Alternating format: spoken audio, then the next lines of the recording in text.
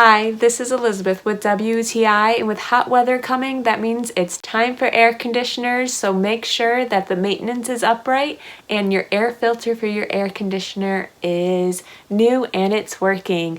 This air filter from Air Fridge works super great for your air conditioners. So number one thing, just make sure that you have the right size. This is a 12.75 inch by 7.5 inch. So as long as that fits your air conditioner, it's super easy. You have one side in, one side out. It just slides right in and your air conditioner's maintenance is all up and running. Your air conditioner has a filter.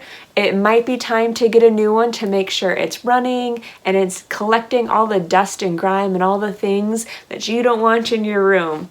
Check out this air filter so that way your air conditioner is running awesome for the summer. And that's my point of view.